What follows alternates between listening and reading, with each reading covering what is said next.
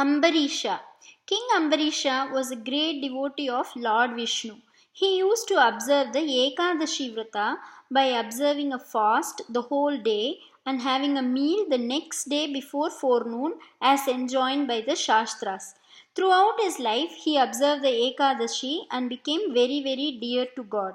Once, sage Durvasa came as his guest on Dwadashi, that is, the day after Ekadashi. Ambarisha received the sage with great reverence and made arrangements for his stay along with his disciples. The sage then told Ambarisha that he would go for his bath and meditation and return by lunchtime. Ambarisha got the food ready in time for the guests and awaited their return. For some reason, the sage delayed his arrival and it was getting late for the Dwadashi Parana. According to the rules, a devotee who observed the Ekadashi fast was required to eat before noon. But how could one eat before the guest was fed? It was approaching noon, still there was no sign of the guest. The king was in anguish because his fast would go waste if he didn't eat before noon. And if he did, that would be an insult to the invited guest. What a dilemma! Eager to pacify their king, his ministers suggested that the Ekadashi Vrata could be completed if he just sipped water and did not eat a full meal. Satisfied that it was so, Ambarisha took water in his palm, offered it to God, and sipped it in token of having broken the fast. Soon after, Durvasa returned, burning with uncontrollable rage. He was furious with Ambarisha for having broken his fast without first feeding his guest. The king's ministers hastened to explain to him that Ambarisha had just sipped water for the sake of the Shastra and that he had not eaten anything. But Durvasa was in no mood to listen. In great wrath, he created an evil Shakti to swallow the king.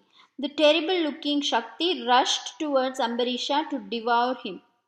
The womenfolk of the royal family and the ministers cried out in horror as the fearful Shakti rushed towards Ambarisha but were helpless to prevent it. Ambarisha stood still, unperturbed and unafraid. He knew that the Lord alone was his refuge. If it was his will that he should perish at the hands of the evil looking Shakti, then so be it, he thought. He closed his eyes and went on praying to Sri Mahavishnu with great devotion, forgetting about the impending danger. How could the kind Lord ever forget his devotee? Sri Mahavishnu sent his Sudarshana Chakra whirling around to destroy the Shakti and also the egoistic sage who wanted to kill his devotee. The Sudarshana Chakra sent out flashes of lightning and thunder and destroyed the Shakti in no time. Then it turned towards Durvasa to punish him.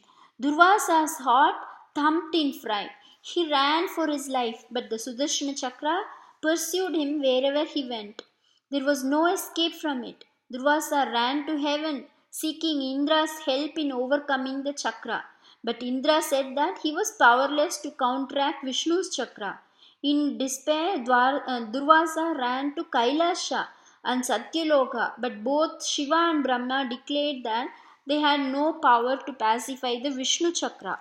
Now, Durvasa had nowhere to turn to. He ran to Vaikunta to take refuge in Lord Vishnu himself. Lord Vishnu looked at Durvasa and turned his head away from him. Durvasa prayed humbly, Lord of mercy, please pardon me for trying to hurt your devotee. I shall not repeat the mistake. Please recall your chakra and relieve me of this great terror. The Lord spoke softly, O sage, if you had harmed me, I could have pardoned you easily. But if you dare to injure my devotees, how can I tolerate it? The chakra rose by itself from my hands for the protection of my devotee. Now it is not possible even for me to call it back before it has finished its work. If you want to be saved, there is only one way. Go to him whom you wish to harm without any justification and beg his pardon. If he forgives you, then the chakra might be pacified. Durvasa was dejected. Should he go back to the Ambarisha and seek his help? After having wished his destruction, how could he face him? But he had no alternative. Whirling and whistling menacingly, the chakra was pursuing him, and if he remained there any longer, it would cut him to pieces. He ran like a madman, burning with shame and repentance, back to Ambarisha and fell at his feet. Forgive me, dear devotee of the Lord, forgive me. Ambarisha looked at him with pity and love and embraced him. He assured the sage that the chakra would not hurt him. Then the king turned towards the Vishnu chakra, which was approaching them fast. He folded his hands with great devotion and prayed to the chakra. O Sudarshana, please be pacified. Your name means good vision. Please discard this fierce appearance of yours. The sage repents what he did in ignorance. I am not angry with him, nor have I been hurt by him.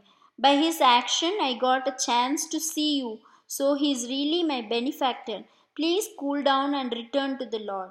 As Ambarisha prayed, the chakra gradually calmed down and started giving out cool light rays. Ambarisha and Durvasa bowed to the chakra, which returned to Vaikunta to adorn the hand of the Lord once again. Suitably humbled, Durvasa expressed his gratitude to Ambarisha and returned to his ashram.